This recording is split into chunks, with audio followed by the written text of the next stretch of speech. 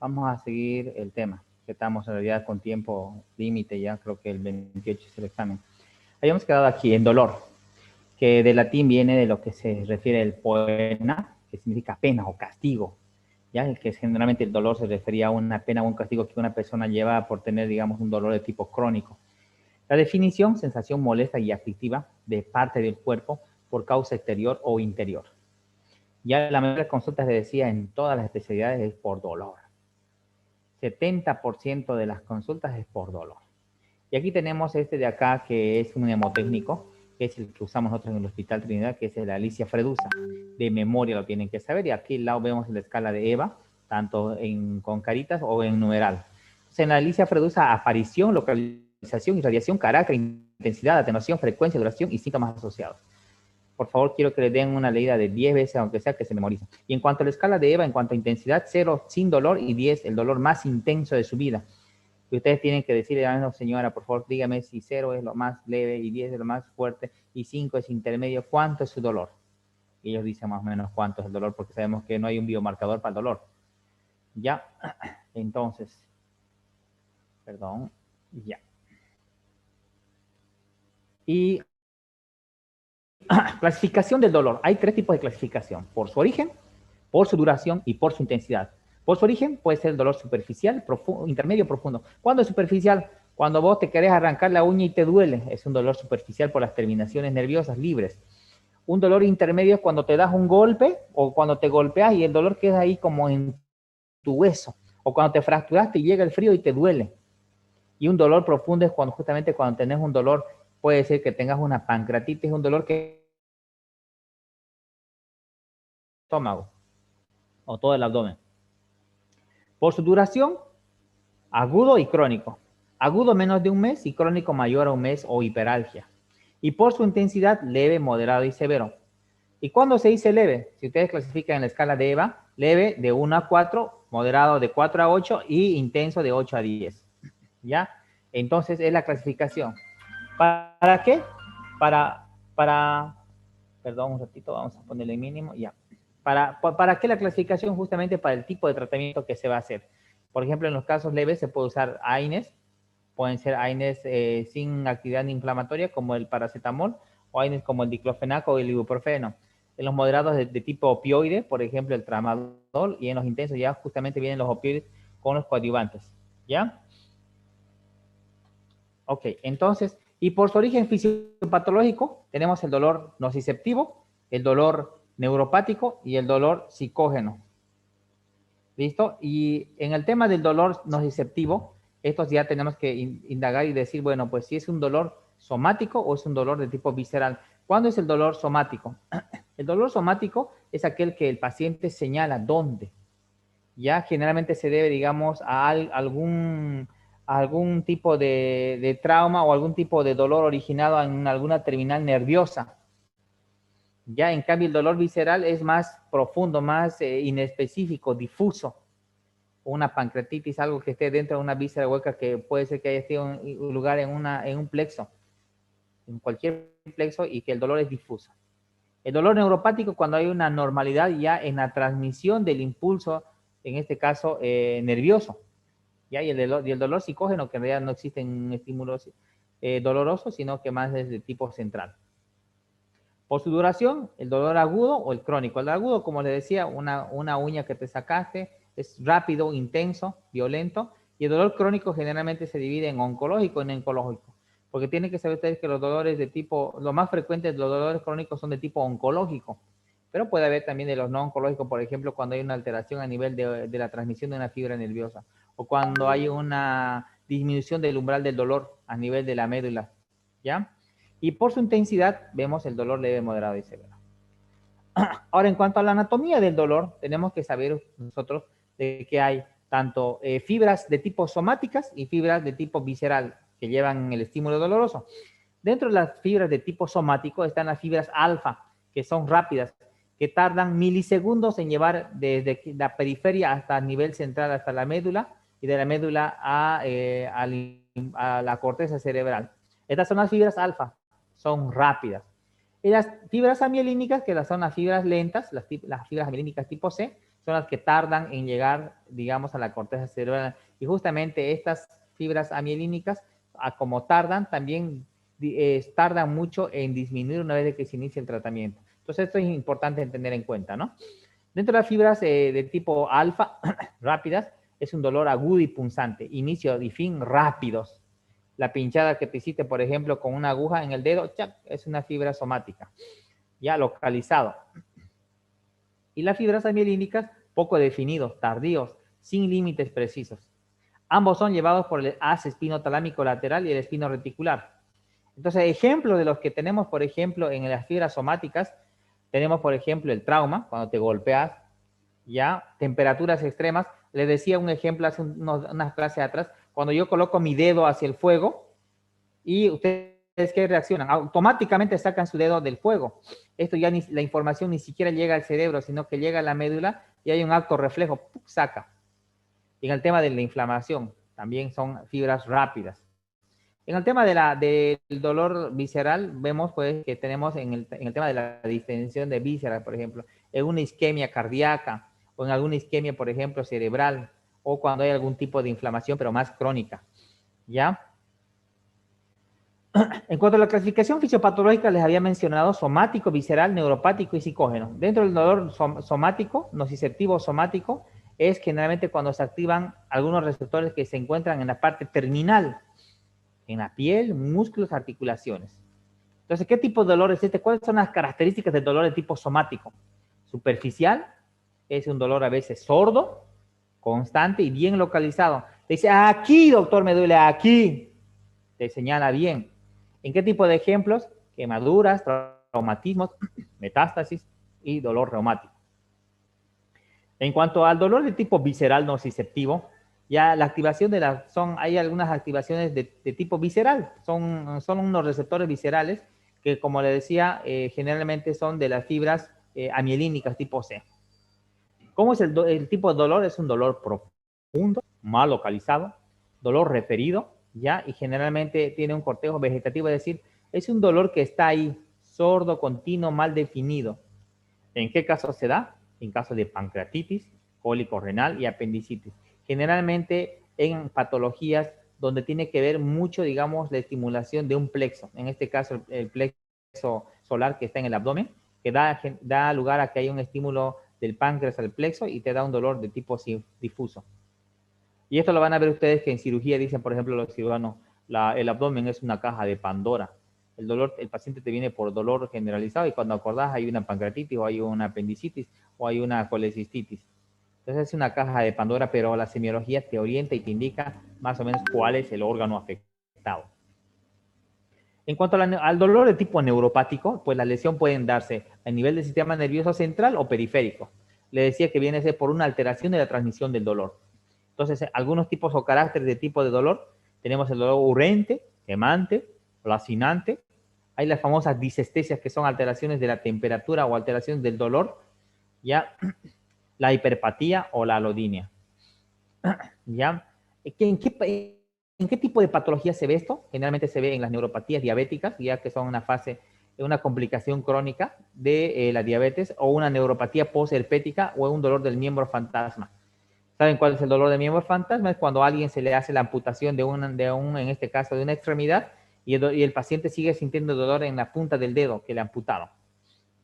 ¿Ya? Entonces, estos son dolores de tipo neuropático. ¿Por qué viene el dolor de miembro fantasma? Esto para llegar un poco al dolor de miembro fantasma, porque cuando vos cortás el miembro, cortás también el nervio y queda despolarizado. Y antes de que se haga el neurinoma, que es la bolita que se hace del nervio, el dolor va a quedar todavía con sus fibras libres, y justamente uno viene sintiendo pues el dolor que debería estar allá a la parte terminal, digamos, en el pie. El dolor psicógeno, sin causa orgánica aparente, ya, en realidad el dolor psicógeno, hay muchos pacientes que vienen por el dolor psicógeno, sino que vienen por dolor, y vos le haces el examen físico, no hay nada llamativo que pueda estar despolarizando este tipo de dolor, no hay una explicación.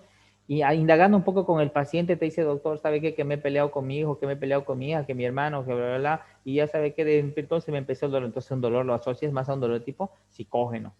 Ya es una clínica generalmente abigarrada que viene con complicaciones, en este caso, como le decía, agarrado de algo más, en este caso, de un factor emocional. ya fuerte componente emocional, somatización, y una patología que viene generalmente asociada a esto y que no tiene un biomarcador al igual que el dolor como tal, es la fibromialgia, ¿ya? Es una patología ya descrita hace muchos años atrás. Ahora, ¿cuándo decir que el dolor es irradiado o el dolor es referido? Mira, aquí ven en la imagen, dolor irradiado o dolor referido. Dolor irradiado, cuando el dolor, perdón, ahorita vamos a colocar aquí mi puntero. Vamos a colocar aquí, miren, por ejemplo, el dolor irradiado.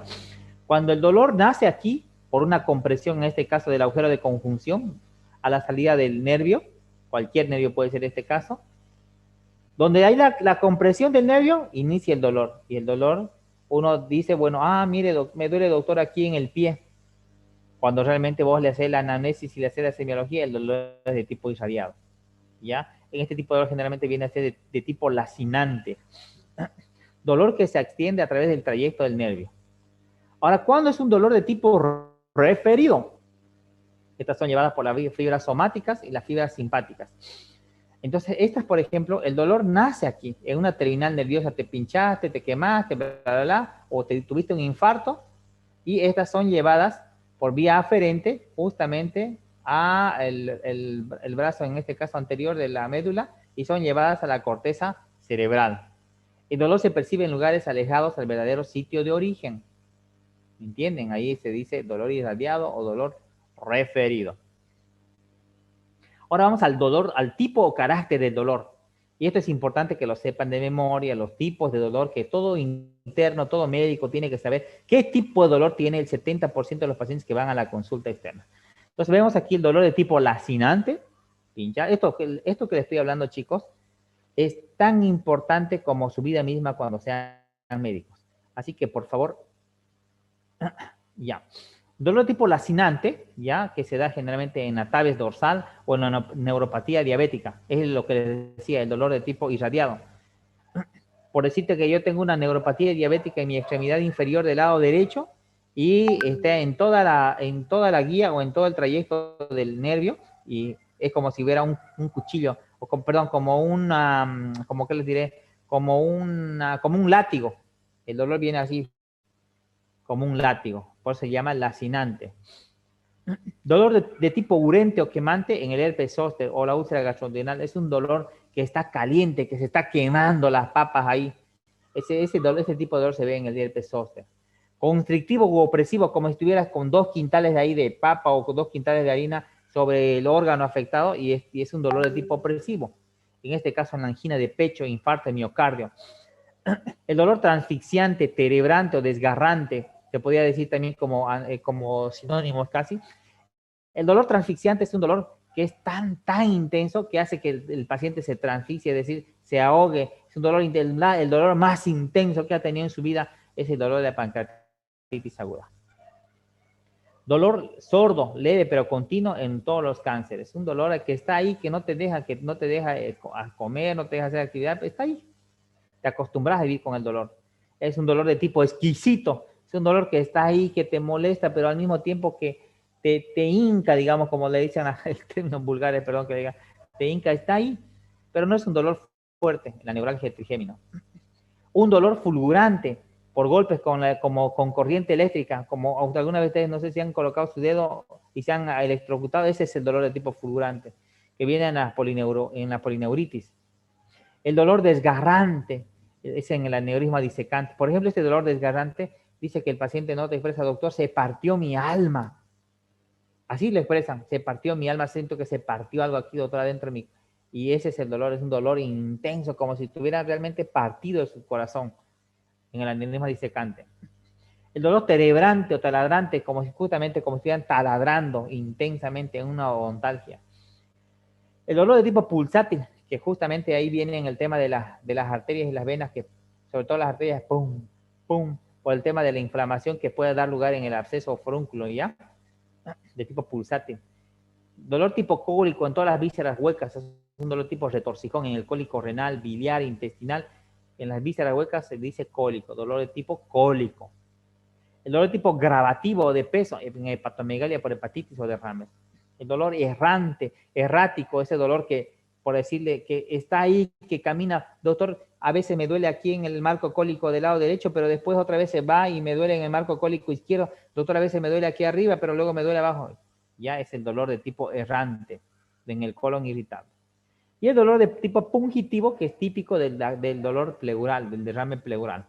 Entonces, miren aquí, le estoy dando 1, 2, 3, 4, 5, 6, 7, 8, 9, 10, 11, 12, 13, 14 ejemplos de carácter o tipos de dolor, que en realidad hay más. Estos son los más frecuentes. Bueno, entonces, hablando aquí ahora de síntomas asociados al dolor, vemos, por ejemplo, que los más frecuentes son náuseas, vómitos, inflamación, enrojecimiento, sudoración, diarrea. Cualquier otro síntoma viene a ser un síntoma asociado. Y ustedes cuando describen, por ejemplo, el dolor, tienen que describir la cronología y al mismo tiempo tienen que describir ustedes, si tienen un síntoma asociado, en este caso el vómito, tienen que hacer el desglose del vómito, ¿ya? Estamos hablando en el tema de la periodicidad, la cronicidad, la cronología, en este caso del vómito. El dolor de tipo psicógeno. El dolor de tipo psicógeno es un dolor no orgánico, que surge como consecuencia de padecimientos de origen psíquico. Entre ellos pueden incluirse, aparecer, por ejemplo, las neurosis. A ver, ¿quién está? Por favor, apaguen su micrófono. Ya tengo a una Silvia Aguirre, por ejemplo, la anterior vez que ha interrumpido la clase. Si está en lista, va a tener su sanción. Ok. Entonces, el dolor de tipo psicógeno es un dolor no orgánico que surge como consecuencia de padecimientos de origen psíquico.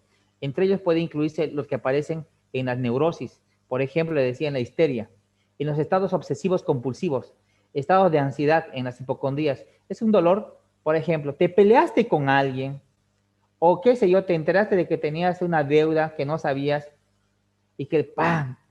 De repente te viene un cambio emocional y te viene el dolor en la cabeza o te viene el dolor en el brazo o en la pierna.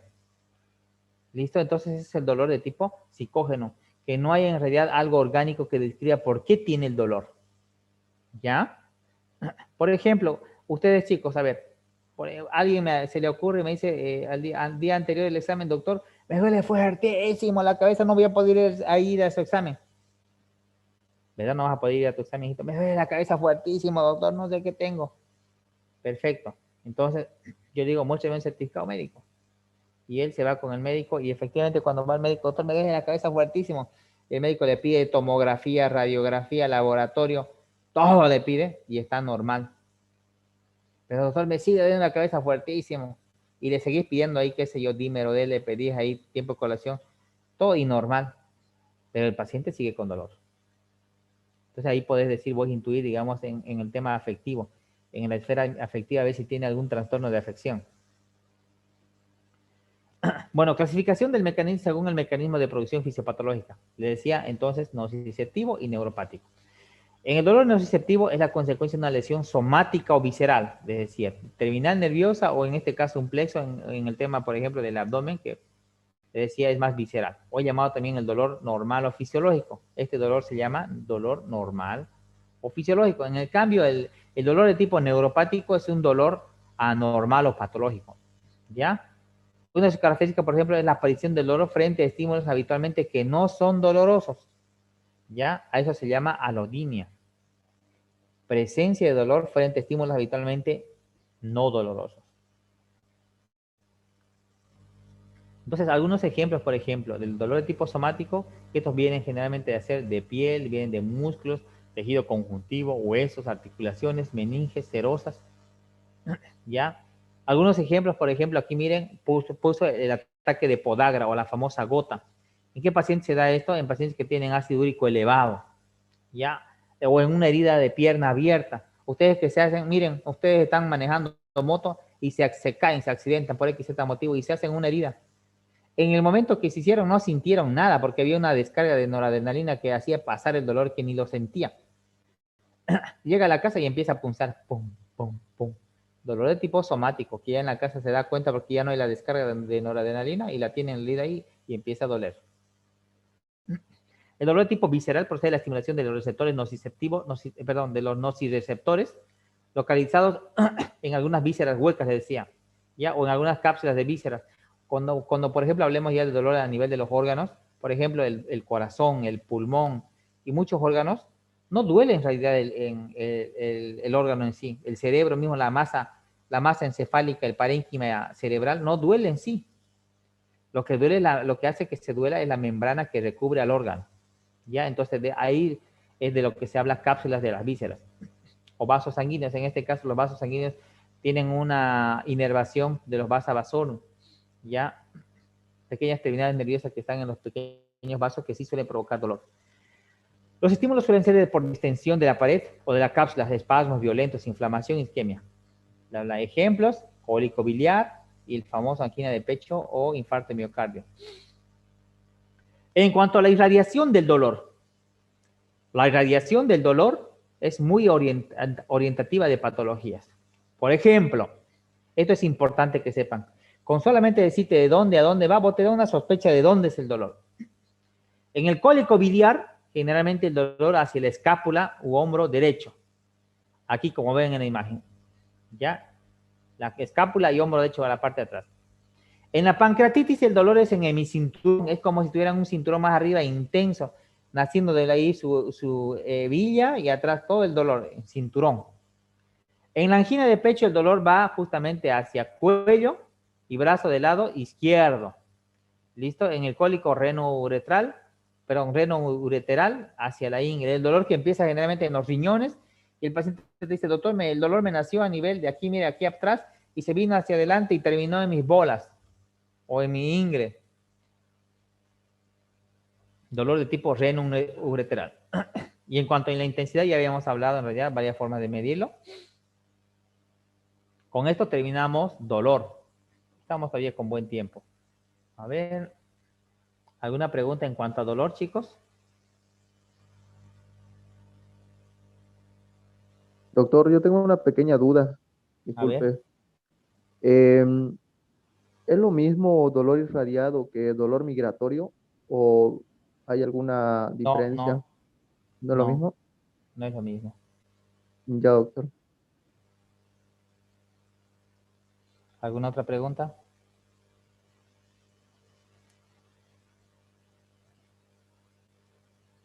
¿No hay? Quedan 10 minutos. Ay, qué rapidez, cómo se pasa. Ya, vamos a seguir entonces con fiebre. Ok. Entonces, hablando de fiebre, definición. ¿Qué es la fiebre? Definición de la fiebre, chicos. Nuevamente les vuelvo a decir. Aumento de la temperatura corporal en respuesta a una elevación del set point, del centro termorregulador que se encuentra en el hipotálamo, para aquellos que están durmiendo. Entonces, nuevamente, aumento de la temperatura corporal en respuesta a una elevación del set point, que está en el hipotálamo. Ahora, normalmente nuestro cuerpo tiene bastantes tipos, por la energía que la célula realiza para tener su actividad en el tema de la fabricación de aminoácidos o de alimentación o en el mismo tema de la mitosis celular, cada célula de nuestro organismo libera cierta cantidad de energía que se convierte en calor. Y si nosotros no perderíamos el calor, esa temperatura se acumularía y daría pues temperaturas de 40 a 45. Ustedes sabían que los animales, por ejemplo, como el perro, tienen su temperatura más alta que lo normal que nosotros. Y por eso que viven menos años, porque su metabolismo es acelerado. Ellos viven, por ejemplo, 5 días en un día. Nosotros vivimos pueden haber animales más lentos que viven más tiempo justamente por el metabolismo que tienen. Por ejemplo, la tortuga vive 150 años y así. Entonces, para evitar que nosotros tengamos el calor significativo, pues tenemos pérdidas de calores. ¿Cómo perdemos ejemplos de pérdida de calor? Aquí, por ejemplo, bailando, es decir, haciendo actividad física, se suda por la perspiración. O alimentos fríos, ya alimentos y bebidas frías comiendo, pues uno pierde temperatura, porque esta energía pasa a la alimentación y pierde la energía. O el aire inspirado. Nosotros, por ejemplo, cuando respiramos, el aire tiene una temperatura de, qué sé yo, cuando está medio frío o en esta temperatura 32, 33, si nuestra temperatura está en 37, por ejemplo, la baja levemente. O si no, perdemos cuando vamos justamente a hacer nuestras necesidades. Perdemos energía cuando parte de las heces calientitas salen por las heces fecales o orinamos calientito. Cuando uno está con fiebre, por ejemplo, dice, no, doctor, estoy orinando caliente. Y también estoy orinando concentrado, tinto, porque generalmente el paciente está deshidratado y la orina se hemoconcentra y orina pues caliente y tinto. No, no quiere decir que esté enfermo del hígado, no, nada de eso, siempre y cuando su laboratorio lo confirme también, ¿no? O la clínica. Otro tipo de pérdida de calor vemos, por ejemplo, en la irradiación, ¿ya? En este caso, por ejemplo, miren, cuando tenemos, por ejemplo, una temperatura fría y la perdemos justamente por irradiación. O por evaporación cuando nos bañamos y nos ponemos un poco de agua y salimos con nuestro cuerpo así con agua y se evapora y al mismo tiempo pierde temperatura. O la conducción, cuando nos ponemos, por ejemplo, cuando estamos, nos ponemos algo, cuando hace frío, por decir, nos ponemos una chamarra y nos ayuda a ganar temperatura, pero nos sacamos y volvemos a la temperatura que estábamos anteriormente, ya, por la superficie cutánea.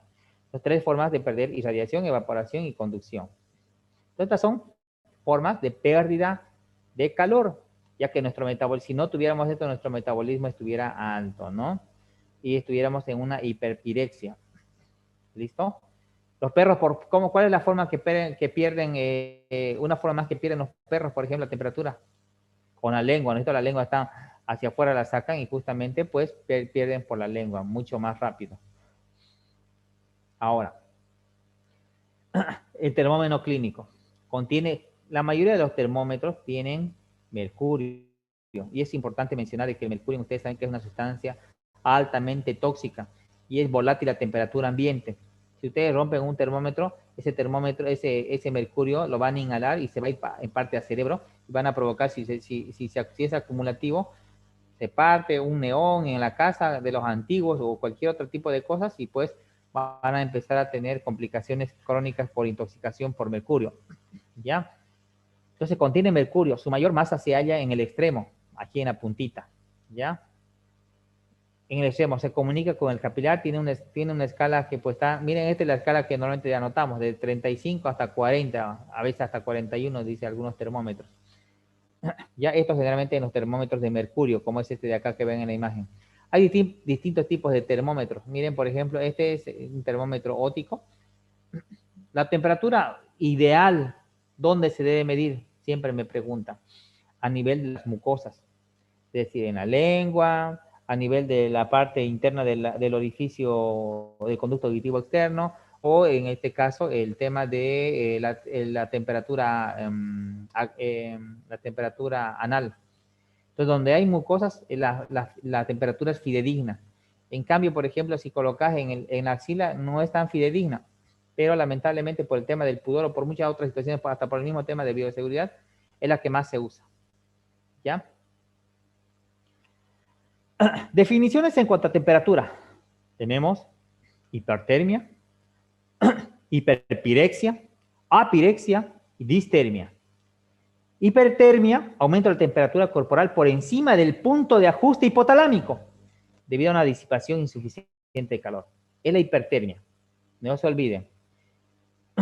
¿Ya? Hipertermia. Aumento de la temperatura corporal por encima del punto de ajuste hipotalámico debido a una insuficiente disipación de calor. Todo lo que le pasa a los soldaditos, les había comentado anteriormente, ¿no? Cuando pasa un soldadito no disipa el calor. Hiperpirexia. Aumento de la temperatura a un nivel igual o superior a 41 o 41.5, que se encuentra dentro de los límites máximos de temperatura que el cuerpo puede tolerar. Después de esto ya viene una licuefacción, es decir, ya hay una desnaturalización de muchas proteínas y pues muerte celular. Imagínense como si nuestro brazo estuviera asándose en una olla o estuviera fritándose, se quema, se desnaturaliza. Entonces, y se van consumiendo órganos, ¿no? Cerebro, corazón, pulmón, bla, bla, bla. Y el paciente a veces tiene pequeños minutos o segundos para decir, bueno, va a vivir o va a morir. Apirexia sin temperatura elevada. Y lo que les decía anteriormente en clase anterior, distermia. Síndrome subjetivo de fiebre sin alza térmica, de observación frecuente en sujetos con distonía neurovegetativa. Y aquí al lado vemos una fórmula, normalmente nosotros usamos la fórmula en centígrados, pero en otros países usan la fórmula en Fahrenheit. Y aquí ustedes ven la fórmula de cómo pasar, por ejemplo, de grado Fahrenheit a grados centígrados, o de grados centígrados a grados Fahrenheit. ¿Ya? Ok. Y actualmente bien está lo de moda, ¿no es cierto? Esta temperatura, por ejemplo, que le colocas a la frente y un láser y marca 36.5. ¿Ustedes dirán que es fidedigna o no? ¿Qué dicen, chicos? No responden, no saben, no responden. Ya, No, doctor. Efectivamente, no es fidedigna, ¿ya? No es fidedigna, pero actualmente por el tema de bioseguridad justamente estamos con esto, ¿no? Con las famosas pistolitas. Ya. Temperatura. Entonces, ¿dónde se puede medir la temperatura? Por ahorita, me faltan 30 segundos para que me puedan preguntar. Silencio. ¿Dónde se puede medir? Boca, axila, conducto auditivo externo, frente, ingle, recto, vagina. En todas las mucosas que tenemos en nuestro cuerpo. ¿Ya? Ahí vemos en la imagen, por ejemplo.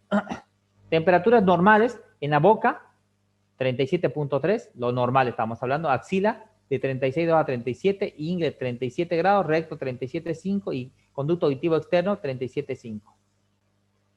¿Ya? Entonces, aquí hay algunas formas de cómo colocar, por ejemplo, el termómetro en la forma rectal, axilar y bucal. Bueno, como tenemos un minuto, voy a darles un minuto para preguntas. Aquí vamos a quedar. Si no tienen preguntas, vamos a seguir avanzando. Bueno, ¿no hay preguntas? Hasta contar 3. 1, 2, 3. Ok. Entonces, formas de cómo se debe tomar la temperatura rectal. Se coloca de cúbito lateral izquierdo, también se puede colocar en el lado derecho, ¿ya? Y se hace una leve lubrificación, ¿ya? Y se introduce entre aproximadamente 2, medio centímetro más, medio centímetro menos, ya durante 1 a 3 minutos. Les decía, lo de las mucosas, la temperatura rectal, la temperatura del conducto auditivo externo y la bucal son más fidedignas, pero de las cuales la más exacta es la rectal. La más exacta es la rectal, por eso a los pobres perritos le miden, ¡pac!, le meten el termómetro al potito.